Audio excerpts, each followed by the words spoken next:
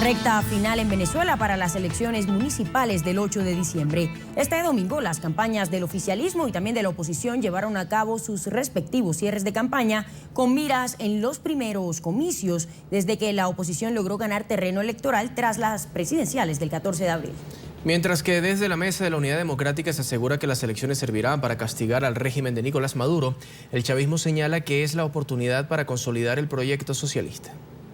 Dentro de exactamente una semana, los venezolanos volverán a las urnas, esta vez para las elecciones municipales en las que se elegirán 335 alcaldes y 2.435 concejales.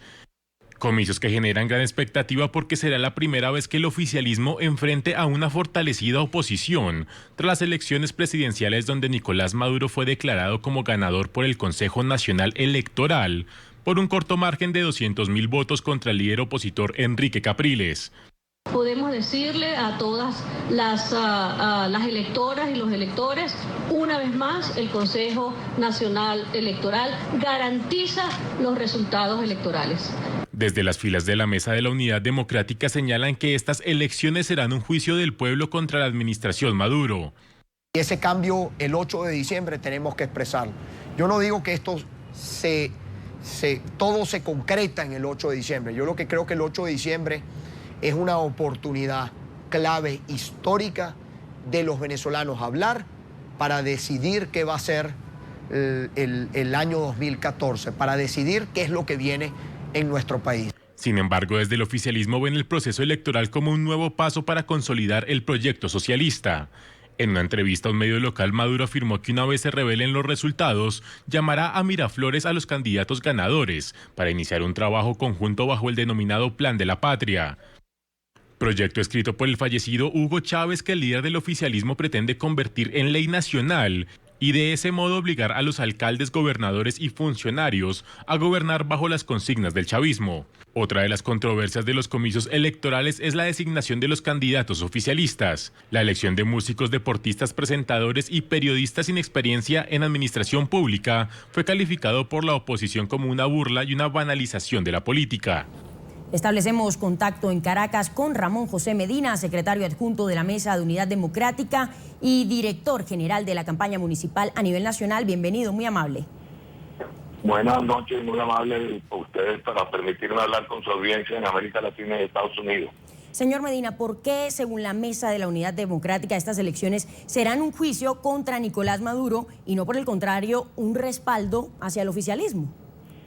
Evidentemente que estas elecciones no pueden estar ausentes el tema de la crisis que estamos viviendo en el país, una crisis económica severa, social de graves dimensiones, el tema del aumento del costo de la vida en una inflación que ya roza el 60%, el desabastecimiento de los bienes de primera necesidad, aun cuando es una elección local, no va a estar ausente el tema evidentemente de la eficiencia o no de la gestión del gobierno y por tanto evidentemente va a ser un juicio también a la administración Maduro.